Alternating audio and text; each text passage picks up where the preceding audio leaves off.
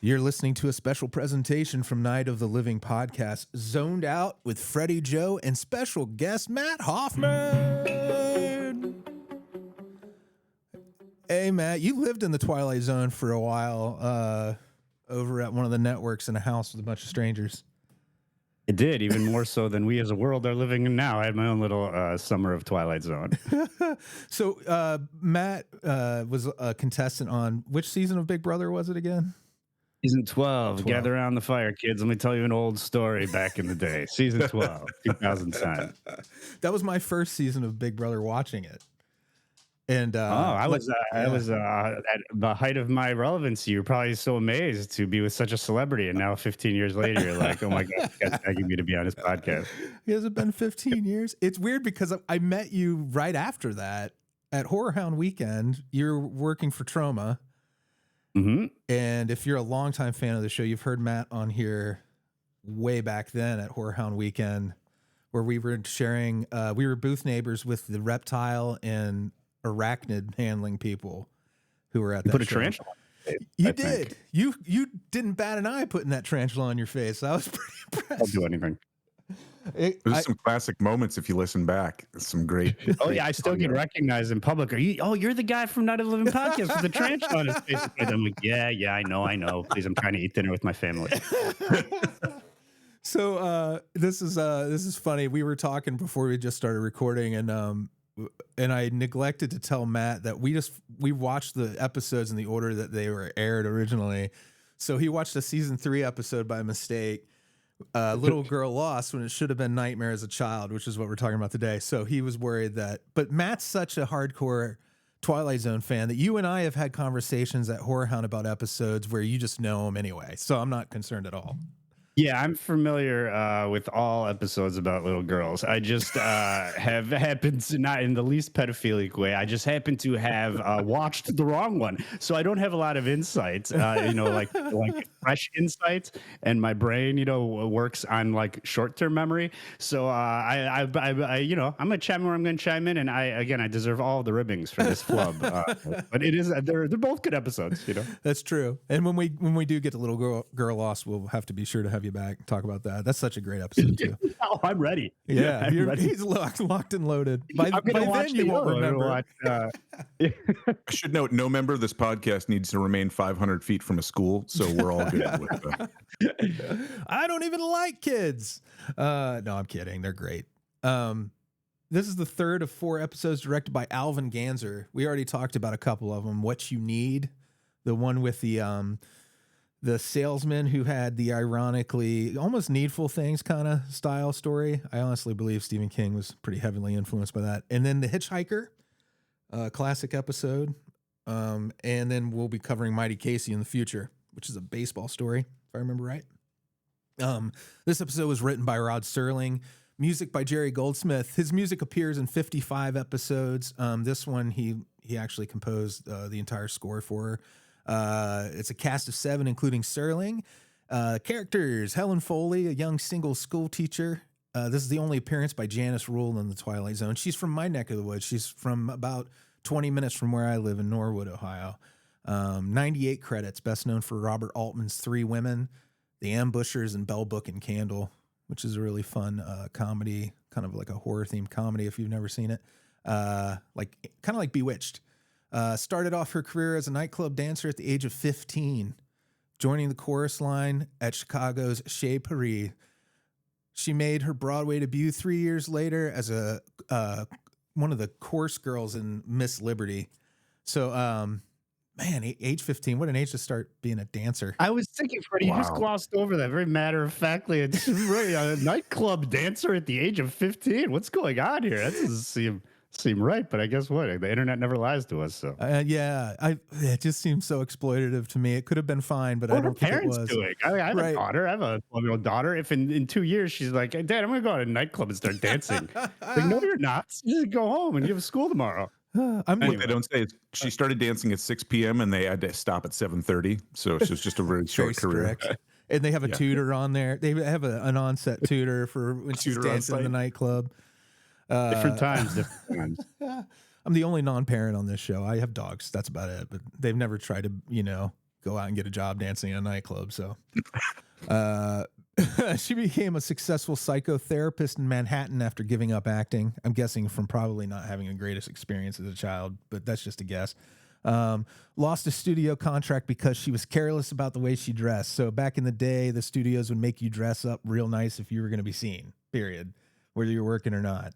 And she was like, fuck that noise. I'm going goblin mode all the time. And for you older people, I knew that term goblin mode. I'm proud that I knew that because that's a young Gen Z term, I think. But pat on the back for myself. Her character, Helen Foley, she is named after Rod Serling's most favorite teacher. I'm getting like I have word. See, I can't even express the word clobbering mess that's coming out of my mouth. But Peter Selden, this character is the mysterious visitor who comes back from Helen's past. Only appearance by Shepard Strudwick. I had never heard of this guy before. 115 credits though. He was in A Place in the Sun, All the King's Men, and Joan of Arc. So he's legit. Marky, the weird kid, who turns up. Only appearance by Terry Burnham. Are there any Twilight Zone episodes with kids who aren't kind of weird in some like very distinct way? I feel like whether it's the fact that they have grown adult voices or they're just like hyper irritating. There's always something off with a Twilight Zone kid. It's because they're making gopher animals that are, mutilated characters, turning people into Jack in the Boxes. Always something weird about the Twilight Zone kids. That's right. There's no nobody comes out well adjusted from the Twilight Zone. No one you just be like, oh, I'd love to have this. My kid's a great kid. That kid. It's no one, not a single one. Funny to think of Rod Serling sitting and writing dialogue for like a 7-year-old kid. And he's like, I'm not going to change the way I write. It's just going to be written the same way I write it for adults. And they'll just address it in the episode. It's just an adult, or like a child using all these long adult words, like multi-syllabic. It's crazy. And like, so the brevity and confidence of some of these line readings are almost intimidating. And you're like, this is a little child. So she also left acting in 1971. She has a really tragic story. She died basically unclaimed and sat in an LA morgue for a long time before a fan who had been trying to find her autograph for years for something. Oh man. Yeah. Eventually made arrangements to get her a real spot in a cemetery. I just thought that was pretty interesting. Sorry to laugh. I just had this terrible image of the fan sneaking into the morgue and putting a pen in her hand. That is so dark. Girl. So bad. I know people like that probably. They lurk around conventions with posters and rolled up tubes, just waiting near bathrooms for celebrities to have to take a shit. Like a quiver on their back. They pull, oh, I know who that is. We have the Doctor character. This is the first of 3 appearances by Michael Fox, who is the reason that Michael J. Fox is Michael J. Fox, is because they couldn't both be, I guess, in the Screen Actors Guild with the same name. He's going to come back in Mr. Dingle and the Strong, Sounds and Silences, and then he's still around in 1985 when the reboot happens for an episode called A Message of Charity. Then there's the Police Lieutenant. This is the first of 3 appearances by Joseph V. Perry. He's going to be in The Gift and Miniature too. 190 screen credits, lots of comedies, but my favorite role of his is the singing waiter in Hot Shots Part 2. If you guys remember that at all. Charlie Sheen classic. Little girl. The little girl is not the creepy little girl. This is a whole different little girl at the end of the episode. This is Morgan Brittany, who's going to be in 2 other episodes of The Twilight Zone, Valley of the Shadow, and Caesar and Me. 134 credits in TV and film. Best known as Catherine Wentworth on Dallas. If you watch Dallas, she was all over that thing. She was in a horror comedy Western with David Carradine and Bruce Campbell called Sundown, the Vampire in Retreat. I've never seen, but it feels like it's right up my alley, so I'll be tracking that one down. That's all of the Bruce background. Campbell. Yep, Bruce Campbell. So, Joe, do you want to take over telling our story? Yeah. So this starts off, we have our hero, she gets off of an elevator and crosses the hallway. She's like in an apartment building. And what I love is in the first few seconds of this episode, she crosses over the hallway to her apartment, and the camera sweeps by as she's walking, and you see the little girl sitting on the steps in the background. And it's just one of those moments where you're like, wait, was there just a kid in the background? And I'm like, this has got to be something that horror directors picked up on later, right? Just one of those moments of like, swing over it. And so then she stops at her door and she gets this kind of like did I just see a kid in the hallway? And she turns around and the girl's not saying anything, just staring at her. And she starts, kindly engaging the girl, like, hey, are you lost? Do your parents know where you are? That sort of thing. And this girl's like, I know everything about you. And staring at her and very kind of like quiet and articulate. Is this little girl lost? I could see the confusion. She might be. Right. And so we find out later Helen offers to make her some cocoa. So they go into the apartment, and it's this moment when the intro kicks in. This month of November, hot chocolate, and a small cameo of a child's face. Imperfect only its solemnity. And these are the improbable ingredients to a human emotion. An emotion, say, like fear. But in a moment, this woman, Helen Foley, will realize fear. She will understand what are the properties of terror. A little girl will lead her by the hand and walk her with her into a nightmare. I'm surprised he didn't say into the Twilight Zone there. He probably felt like he had to mix it up at this point.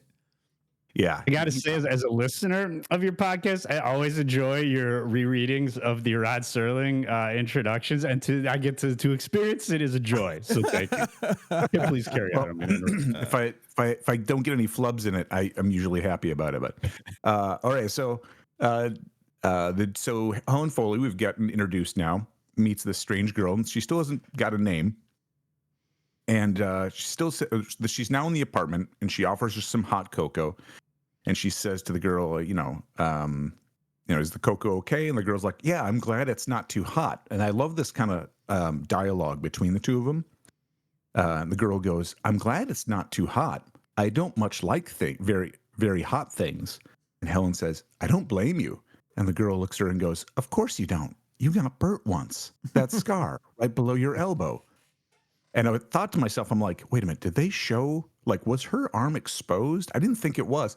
Turns out it was. But Helen looks down at her scar, and the girl says, you remember? Helen's like, of course I remember, very insistent. The girl said, how did it happen? Almost teasing her. And Helen looks at the girl and says, well, actually, I don't remember. A lot of things I don't recall at a certain age. Something happened to me then. I'm not sure exactly what it was. There are some things I'm rather vague about. It was the eraser game. Did you ever do that in school where you take a rubber eraser? Yeah. Oh, raw knuckles and arms for days. You just rub until you can't stand it anymore. Oh, I knew that was a twist. Yeah. It would have hit as hard, probably. Or knuckles. She's or the eraser game. It's the eraser game, Marky. Flashback to her in shop class. Slowly lowering her arm to a belt sander. No, Marky. So the girl says, I know that. I know that very well. I know all about you.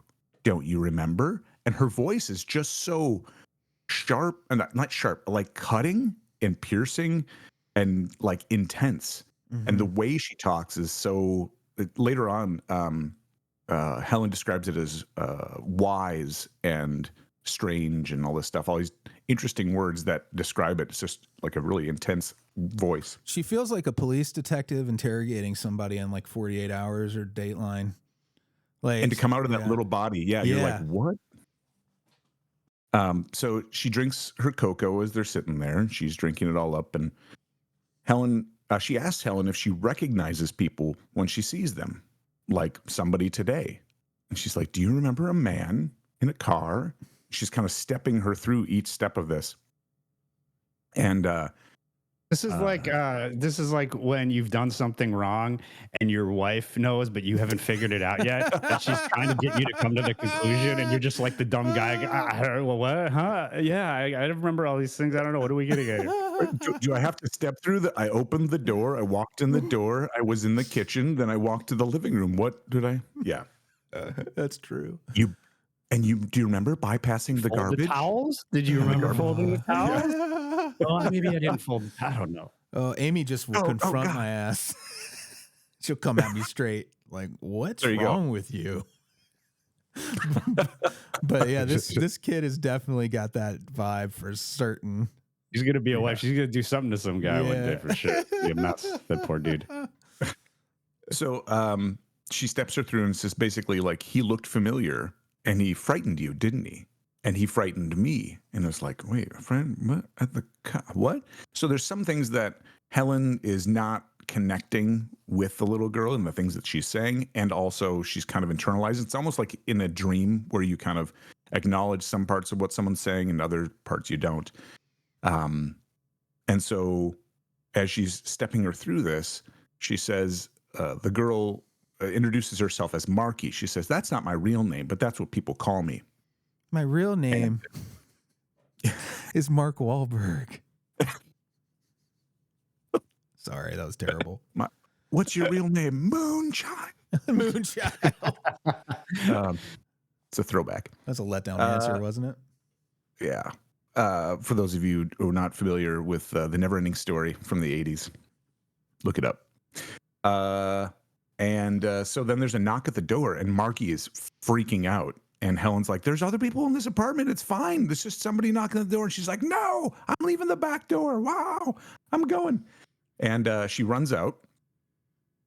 And at the door, we meet Peter Selden, who explains that he worked for Helen's mother when Helen was just a kid. And he invites himself in, and he's pretty cagey about what's happened. He refers to a tragic thing that happened, and he starts kind of asking these probing questions about Helen when she was younger. And she says, well, I don't recall a lot because I had a traumatic shock, the doctors called it, and it affected my memory. And Selden is like, I'm glad to see you all grown up. It's been 18, 19 years. He said, well, you know, when you were a little girl, I had quite a crush on you. And I was like, oh. Did he say that? I knew he said some other stuff like her being an exceptionally beautiful child. Yes, I've noted that later too. Yeah. But this is just gross. I lived in the same building. I had quite a crush on you. I'm like, wait, no, you weren't a little kid then, though. Does it make you sense? Right? You were a full-age dude. That's nasty. And that he lived in the same apartment building. And this is when he's still trying to cover up being a creep. Yeah, right. He had a real creepy smile. When he did a full-on smile, it was like, woo. Yeah. You got a creepy smile. And then he goes from that and like these smiling comments, and he pauses and goes, I heard your mother scream that night. And I was like, whoa, that was a transition. So I wrote down the text for this one, or the quotes. I heard you scream that night. I was the first one to find her. Tragic, terrible thing. Your mother being killed like that. And they never found the man who did it, did they? And Helen is like visibly shaken like this because she doesn't remember what the tragic thing was. Obviously, we as an audience are just finding it out too. And she says, no, I don't think they did. Though I can't be sure. There are so many things I don't remember that happened at the time. All I remember is a kind of vague nightmarish thing, waking up in my bed, hearing my mother scream and seeing this person. And he kind of perks up at that and says, this person, did you see his face? And Helen says, no, I don't really know. I'm not sure. That's one of the things I've forgotten, or at least pushed out of my mind. And so he's like asking her for information, and you could take it a lot of different ways. But she asks if he's going to stay around. She kind of changes the subject, and he says, oh, no, I'm just passing through. And she offers him some coffee or cocoa, and he says, no, thank you. And she goes to pick up the cup from Marky, and it's full. And she kind of stops and startles at it. And He's like, what's wrong? She's like, well, I offered this cocoa to the little girl, but she didn't. I thought she drank it all, and she fooled me somehow. And she's kind of showing him to the door, and she's still reflecting on this little girl who she encountered. And at the end, she says, that's a real strange, wise, solemn girl, little Marky. And he kind of goes, well, that's what they called you. They called you little Marky. And she was like, what? And in the background, she starts hearing Marky singing Twinkle, Twinkle, Little Star somewhere else. And this was like genuinely creepy. She starts singing, and Selden looks at her, and he's kind of, whenever she's not looking at him, he's got this kind of additional evaluation he's doing, which could be, could be a lot of things, but we find out what it is later. And it's interesting that both the little girl and Selwyn, or whatever his name was, Selden, are both hitting her from opposite directions with the same ideas, Exactly. And Selden says, well, you may remember a lot of things over time. And he goes, here. And he pulls out a photo of her as a kid that he's been carrying for how many years now? Okay. He goes, this is where that line comes in. You are an exceptionally beautiful child, and so much like your mother. So much like your mother. It's like, wow, this guy is super creep. And she looks at the photo and zooms in, and of course, it's Marky.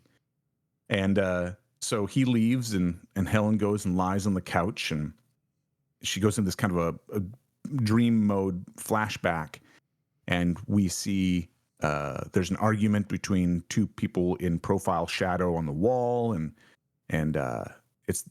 you can guess that it's her mother and this man, and they get in an argument, and she smacks him, and he starts strangling her and grabs a statue and smacks her over the head, and was about to jump in, and Marky, the girl in the bed, screams, and the man starts in towards her, but then we hear some talking in the background, some voices, and the man runs out. And then Helen wakes up all of a sudden, and she hears Marky singing again, goes back out in the hallway, and there's Marky on the stairs singing Twinkle, Twinkle, Little Star. And Helen tells her to go home, and her mother will be worried, and Marky gets up and says, oh, she won't worry. I don't really have a mother anymore. Not really. And then there's this exchange, which gets intense, which is like the climax of the episode, which I love. So I wrote down word for word here. She goes, do you remember now about Marky? Do you, Helen? Yes, I remember. And the time you burnt your arm, do you? You got a nasty burn right below the elbow. And Helen, startles down, grabs Marky's arm, and sees the same scar on Marky's arm. And Marky kind of smiles slightly and then stares right at her for a moment, holding her gaze, you get it now. And she goes, who are you? Helen says, who are you? What's your name? Listen, I want you to tell me who you are. I want you to tell me who you are and where you're from and what your name is. And I want you to tell me now. Do you understand? I want you to tell me who you are. And Marky's like, you don't know? You don't have any idea? And you were doing so well, Helen. You were starting to remember things. And so Helen kind of sighs and stands up, and she says, remember what things? And Marky goes into her apartment, picks up the photo of herself, and she's like, familiar? and Helen goes, it's supposed to be me when I was your age, but it's not me, Marky. It's a snapshot of you. And so Helen goes and sits down, and she's not facing Marky anymore. She's kind of looking off in the distance. And Marky starts getting mad. You can see her face kind of crumple a little bit. And she's like, you still don't understand, do you? Marky's like, how did I grow up so stupid? How did this happen? What happened over these years that I just became total? Right now I'm speaking like a fluent adult. I'm having adult conversation. 30 years later, look at me. I can't figure this simple puzzle out. That would be me confronting my own childhood self. Imagine Lisa Simpson going, burns a suit. Yeah. Suit burns better. Yeah. And Helen at this moment is still, distracted, facing away from Marky. And she's pretty distressed. She's like, understand what? And we get a close up on Marky's face, and she goes, "That I'm you, Helen. Understand now? I'm you. I am you. I'm you when you were 10 years old, when you were called Marky. I'm you, Helen. I'm you when you lived with your mother in the apartment house. I'm you when you were asleep in your bed that night and the man came into the house and he was arguing with mother downstairs and she tried to get away and she ran into your room and the man caught her and he choked her, Helen. Helen, do you remember? He choked her. Then he picked up something heavy and hit her on the head. Then she fell, and you screamed, and the man looked at you. The man looked at you. Then you screamed so loud, Helen. You screamed so loud, and all of a sudden Helen turns around, and Selden's standing right over her in the apartment. Marky's gone. There's this, they had a great music cue and a great, like, gasp as she flips around. And in that moment, Selden goes full creep mode, and he's like, I need to tell you something. I need to bring you up to date because you've been woefully ignorant. This is how this all happened. And so he explains soup to nuts what happened with her mom, how he was cooking the books and she wouldn't cover for him. And so despite him asking to cover for her, she's like, I'm going to go to the police. And he strangles her and then he kills her, and he was going to kill Helen after that. But there were other people who heard him in the background because she screamed so loud. And he didn't realize that she was going to have a traumatic trauma and that would cover up all this stuff, that she would lose these memories and she'd have no recollection of it. So he's been keeping tabs on her for years. He's like, college, here. He names off all these different things that she's done over the last 20 years or so, just watching her. And she runs out of the apartment and he starts chasing after her, and then they run up the stairs and they get up to another set of stairs, and they're kind of like moving around and twisting, and she kind of twists and tosses him and he tumbles down the stairs, apparently breaking his neck. Of course, it's a totally different guy. It's like a stunt double. And that's the clarity of TVs and DVDs these days, or Blu-rays. You can see the makeup on the guy. Yeah. And like his hair kind of falls out of place, and you're like, oh, okay, that's a much younger dude. Other than that, he was a good match. It was really good. And they did the hair right and everything. Yeah. And he falls and she kind of does the I have to turn away thing. And so we fade to the police having a conversation in the hallway. They did it. I love this. No, this is interesting. In the end, the police, the doctor comes out of the apartment. He sedated her, and he's talking to the police officer. And they do the exposition of what happened or how to explain it, a la Psycho. Remember the end of Psycho? Like, yeah. Okay, so I don't want to spoil that for anybody because I didn't watch Psycho until a couple of years ago for the first time.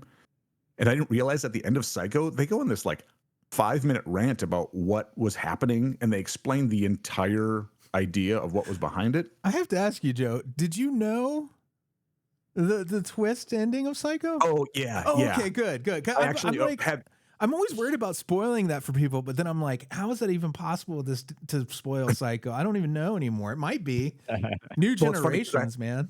Yeah, I had the action figure from the movie Maniacs, and so it's like, oh, all right. But they go through the whole thing, and it was kind of interesting. They explained it because I think there was a lot of theory at the time of like lost memories, and a lot of that came out in like the 70s and 80s as like these suppressed memories and how they manifest, and there was a whole psychological movement on it or something. It got wrapped up in the satanic panic too. Right, yeah. Because everybody had those fake memories of being, I went to daycare, but then they sacrificed one of my classmates. Right, and ate him in the middle of the daycare floor. And what I looked up, so because of the connection, so Psycho was released in June or September of 1960, and this aired in April of 1960. So it's possible it does have some similar, connection. Yeah, they're like, oh well, let's just wrap it up like that. Yeah, I don't, I'm not going to throw that on Hitchcock. Maybe it would happen the other way around. They saw an early preview or something. Anyway, well, the book Psycho had been out. Oh yeah, that's true. That's true.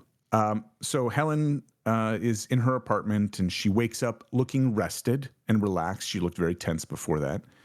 and she hears a girl's voice singing "Twinkle Twinkle Little Star," and she goes to the door and opens it, and it's a different little girl with her doll, and she's like, "You have a beautiful smile. Don't ever lose it." And the girl says, "My dolly has a beautiful smile too," and she's like, "Okay, yeah, both of you have beautiful smiles." And then and my sister, yeah, right.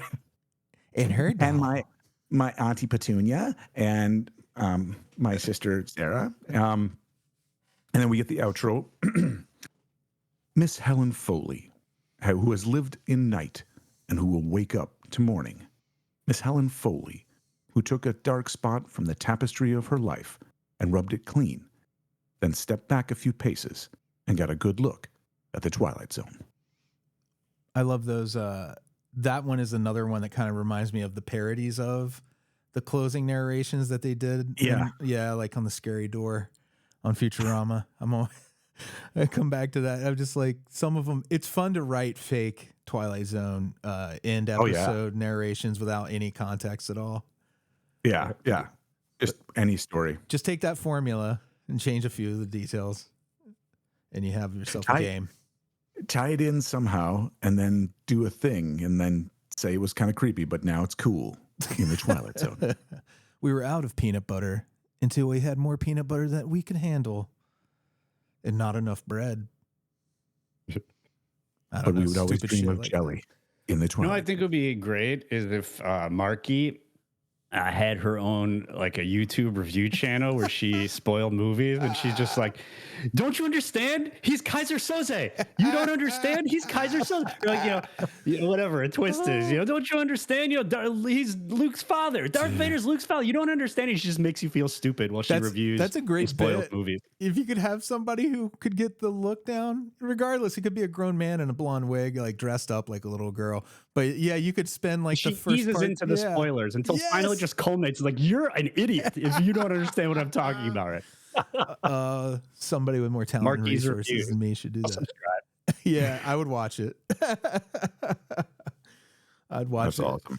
It's so specific. It reminds me of one more tangent, but I don't know. Do you guys watch Everybody's Live with John Mulaney, or have you seen it?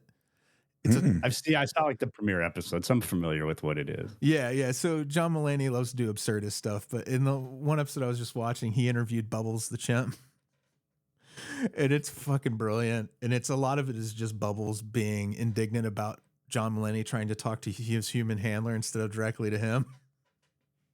The little details, He's like, "Talk to me."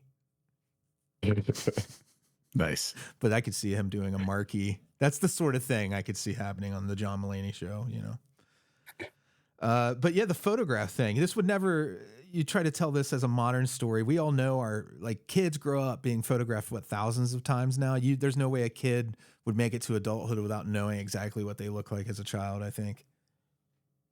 I wondered, just because it was that whole repressed memories thing, because I hadn't remembered this episode at all, which apparently have me derided by a young blonde child. But it's that piece that really kind of spooked me, because that little girl made this episode. Like, this all was interesting, and it reminded me of like the old eerie comics, the old like a mystery from one of those, and that was the twist in there, and except they really made it into a great episode. But her voice and her demeanor and that acting just nailed it, and it was what makes it creepy. If you took the little supernatural element out of the little girl and just had the main character remembering things through cues of being back in New York after having been in Chicago most of her life, like, that would have been a Hitchcock Presents episode, probably. What I mean? It's just the thing that makes it Twilight Zone is the fact that she is talking to her childhood self, when really this could all be happening in her head. Obviously, that's probably what he was thinking writing it. But then there's always. But on the other side of things, if the little girl was not in it, I probably wouldn't have watched Little Girl Lost, and I would have been able to talk more intelligently about this episode. So, well done, bringing it full circle. Little Girl Lost. I can't wait till we get to that one. I have a lot to say about Little Girl Lost. And dimensional doors and chalk. Oh man. That's a wild episode. This one, that kid, still gives me the creeps. I know she's just an adorable little actress, but the character is really how I see that performance. It's so perfect. Yeah. Yeah. That's so our next stop is a stop at Willoughby. Yeah, I think anybody who's had a full-time job can relate to this episode. When you feel your life is wasting away doing someone else's bidding, not It's a good one. any self-fulfillment. A modern parable. Yeah. So anything else you guys want to say about this particular episode? No? All right. So. Well, I like it. We'll return in 1 week's time with a stop at Willoughby. I think one of the best of the entire series, personally. Agreed. Yeah. All right. Thanks, guys. See you then. Thanks.